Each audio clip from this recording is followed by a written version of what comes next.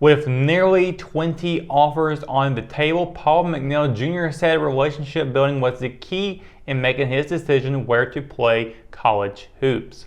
On Sunday night, McNeil Jr. posted 4 photos of himself dressed in game day uniforms to his Twitter account with the caption #committed, adding the North Carolina State University's men's basketball program in the tag list. A standout wing at Richmond Senior High School and the reigning North Carolina Gatorade Player of the Year, McNeil Jr. became the newest member of the Wolfpack. Following the Raiders' second straight Sandhouse Athletic Conference tournament win on Friday, McNeil Jr. traveled to Raleigh for an official visit with the program and head coach Kevin Keats. McNeil Jr., who was ranked as the number 17 player in the class of 2024, according to ESPN's database, experienced a weekend with the team. It culminated in sitting courtside with several of his Richmond teammates for the Wolfpack's 77-69 victory over UNC. A 3-year varsity star for the Raiders, McNeil Jr. has been the face of the program since his freshman year. He received his first college offer in July of 2021 from the University of Tennessee, one of 17 Division I offers he currently has. McNeil Jr. fielded offers from other ACC teams, including Clemson, Florida State, Miami, and Virginia Tech. SEC schools also included Alabama, LSU, and Missouri also offered. The Wolfpack first reached out to McNeil Jr. following his freshman season. Since then, he and the coaching staff have built a strong relationship, leading to his verbal commitment. On September 25th of 2021, McNeil Jr. received an official offer from NC State. He went on to an unofficial visit last June.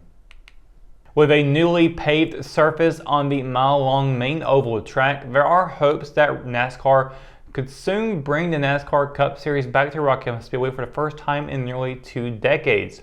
If NASCAR hadn't left, crews will be on their way to the Rock for the second race of the season following the Daytona 500. The track hosted its first Cup Series race in 1965, which was won by Curtis Turner. From 1966 to 2003, Thunder Alley roared twice a year with a race early in the season and a second later in the fall. The final Cup Series race was in 2004 with Matt Kenseth winding up in the winner's circle and Jamie McMurray snagging his 4th consecutive Xfinity win at the Rock. During Andy Hillenberg's tenure as owner, the track hosted 5 races in the ARCA Menard Series, bookended with wins from a then 17-year-old, now 2-time Cup champion Joey Logano, and series competitor Ty Dillon from 2008 to 2010, as well as 5 races in the X1R Pro Cup Series, which included a victory for NASCAR's most popular driver and 2020 champion Chase Elliott from 2008 to 2011. NASCAR returned to the Rock for the Craftsman Truck Series with races in 2012 and 2013 won by Casey Kane and 2021 Cup champion Kyle Larson respectively. The track was closed from 2014 until 2021 and has since hosted a few small tier car, truck, and rig races in addition to drifting, monster truck, and other events. If NASCAR is to return to the Rock, which has been a favorite for both drivers and fans, the question remains, when? Fitting Rockingham onto the schedule would require pulling a date from another track, which is already pretty difficult for the NASCAR Cup Series as it is. Using the 2023 NASCAR schedule as a guide, the RO has come up with several dates, taking weather, proximity to other races, as well as other factors into consideration. The choices have been narrowed down from the first weekends of May and April, the second weekend of September as a playoff date, or as a date before or after Daytona, with the former being the Clash and the latter being returned to the Rock's original slot in the Cup Series schedule. The May and September dates are currently being held by Mile and a Half Kansas Speedway, and the April date is the spring race for the 3/4 mile Richmond Raceway. The poll is being conducted on richmondobserver.com under the story pertaining to Rockingham Speedway. Governor Roy Cooper made his second trip to Richmond County this month, this time to help break ground for the expansion of a local cabinet manufacturer. American Woodmark, located in the Richmond County Industrial Park south of Hamlet, will soon start construction to double the size of its plant. Along with the expansion will come more than 130 new jobs, according to CEO Scott Colbert. Culver said the company performed a thorough analysis to determine the location for its next expansion, which is the Hamlet facility. The announcement for the expansion was made in October of 2022. American Woodmark will be adding 275,000 square feet to the building, allowing the company to increase its stock bath kitchen capacity, Culver said. The $20 million expansion will also increase American Woodmark's operations in the state by 20%. The plant opened as RSI Home Products in 2016, only 6 months after the initial groundbreaking, and American Woodmark merged it's clear with that RSI this the administration following year. is Culver said emphasizing there were rural only 10 economic employees development. in the beginning, but that number grew to 120 by 2019. There are now 230 employees. The building is expected to be complete by November, with the first shipments going out in December. The company plans to have full-scale operations by March or April of next year. When we return, we've got your Live at 5 weather report. It's coming up after the break, so stay tuned. Hometown heroes? Well, maybe. When it comes to backyard comfort and no pesky mosquitoes, call Brown Termite and Pest Control at 910-895-6410 or 910-276-8870. Their team of superheroes can take back control of your paradise. That's 910-895-6410 today.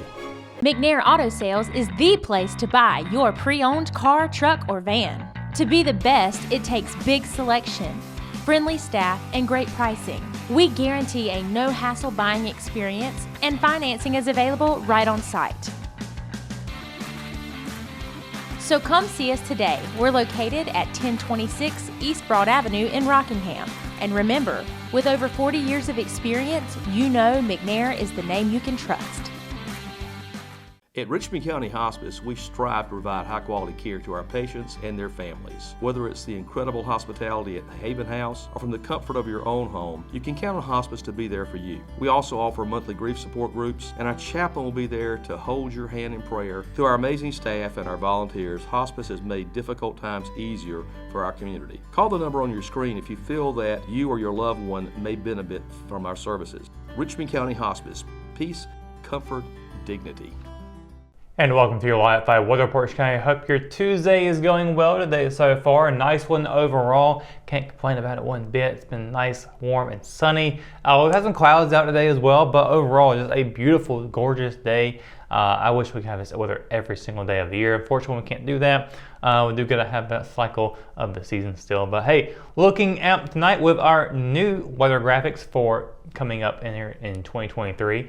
And hey, looking at the night, cloudy skies continuing on with no chance of rain. We're looking at temperatures going from 68 at 6 o'clock down to 58 at 11, and temperatures will drop down about 10 degrees there. Sunset at 6:07 p.m. and there'll be a waxing crescent moon phase out tonight as well. Taking a look at the forecast for tomorrow, we do have a lot more 70s in the area, close to the 80s for many parts of the area. As a matter of fact, Robeson County is going to be seeing a high of 80 and a low of 56. Lucky them, I'd say.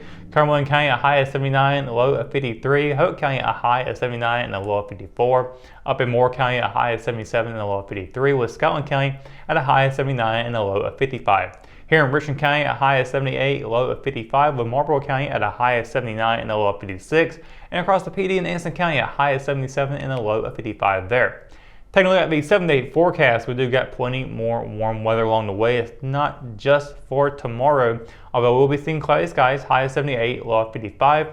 Thursday is looking to be hitting the 80s for sure, a high of 81, low of 64, partly cloudy skies. Followed up by Friday with cloudy skies again, a high of 71 and a low of 53. And we'll get down into some pretty cold temperatures for Saturday. So we're looking at a high of 53 and a low of 44. We'll have a 70% chance of rain as well, so it's going to be pretty cold for Saturday. But we'll get back into the 70s again on Sunday with a high of 71 and a low of 44, cloudy skies. That will carry over into Monday with a high of 71 and a low of 49.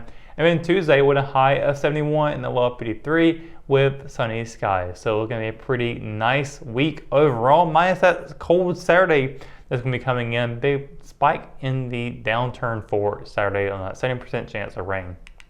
But that is going to do it for your Live at 5 weather report and for tonight's edition of Live at 5. For the latest news, sports, and events happening in Richmond County, you can always visit richmondobserver.com or download the free RO app for your mobile devices. For the Live at 5 crew, I'm Russell Parker. Thanks for watching, and we'll see you tomorrow.